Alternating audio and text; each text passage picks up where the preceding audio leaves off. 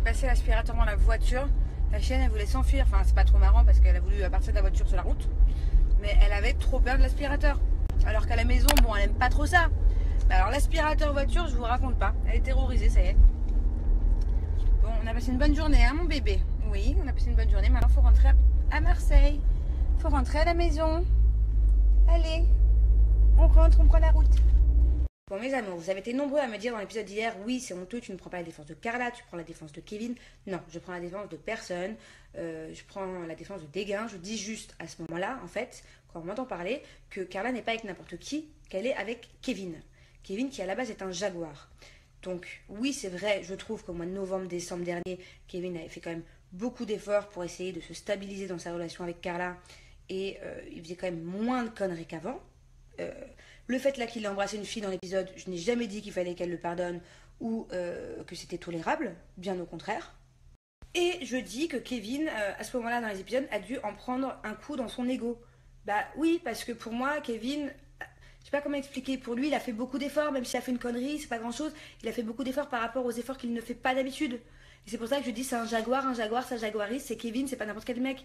C'est dans ce sens-là en fait que je dis ça. C'est un mec normal, un mec pas un jaguar, on va dire ça comme ça.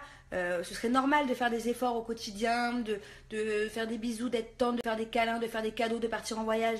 Je dis juste que pour un Kevin, eh ben, il avait fait beaucoup d'efforts. Enfin, je sais pas comment vous expliquer, j'espère que vous avez compris, bref. On s'en fout, moi je m'en fous en tout cas, c'était juste pour essayer de remettre un peu les choses au clair. D'autant plus que Carla, honnêtement, j'ai beaucoup pris sa défense.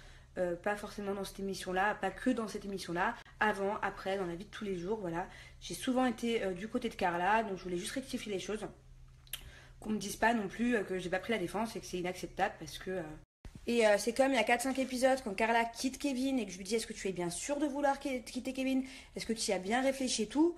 Ça veut pas dire que je l'engraine à ne pas quitter Kevin et que voilà, et que je la conforte dans le fait qu'elle fait une connerie. Non.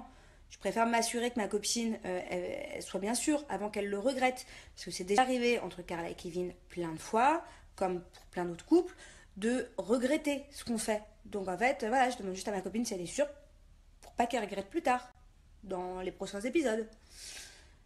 Donc voilà, moi j'évite de me mêler du couple Carla-Kevin encore plus en ce moment avec tout ce qui se passe.